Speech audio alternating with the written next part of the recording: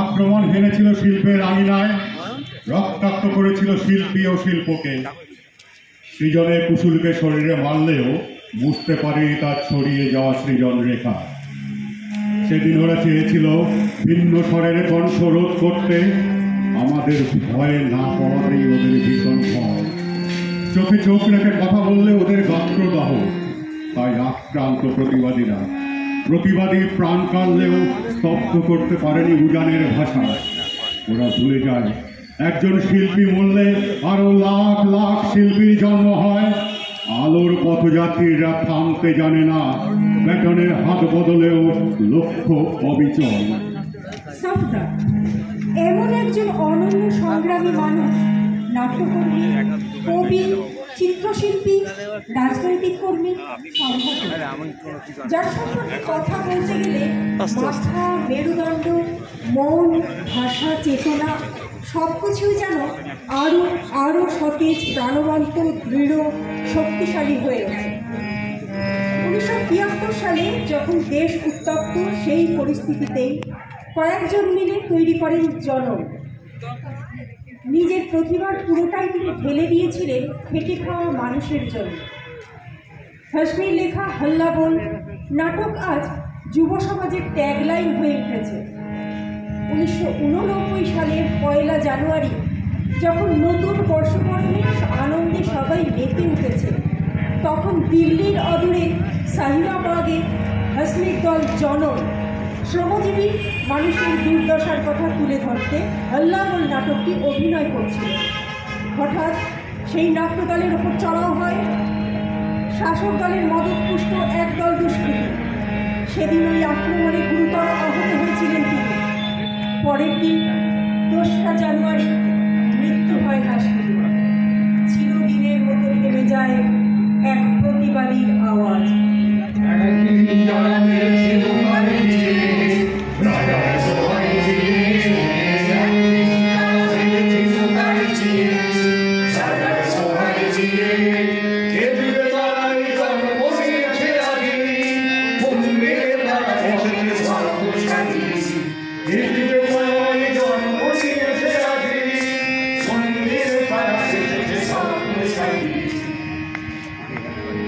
মাত্র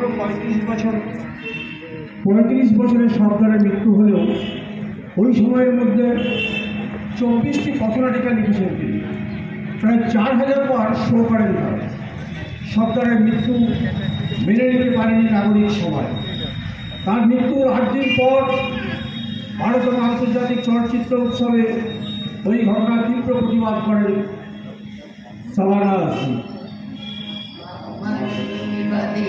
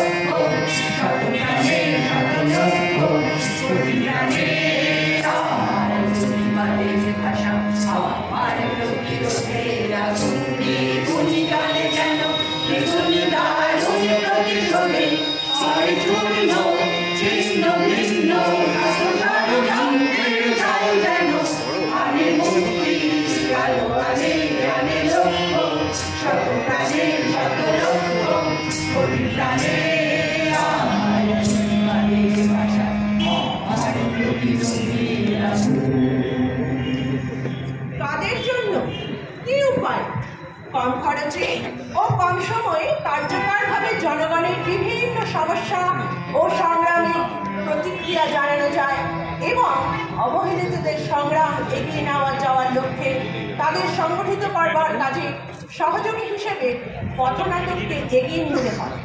সরদার হাসমি তা তার স্বল্প সময়ের জীবনে দেখিয়ে যেতে পেরেছিলেন। এই মৃত্যু শোক কাঁধ থেকে নামানো যাবে না কোনোদিন। আর বর্বরতা কি নির্বোধ, যেন মৃত্যু হলেই মুছে যায় প্রতিজ্ঞার প্রাণ। আক্রমণ কোনো নতুন শব্দ নয়, হিংসা কোনো নতুন শব্দ নয়। নতুন শব্দ সরদার হাসমি। সরদার হাসমি মানে জাগা, জেগে থাকা, জাগানো।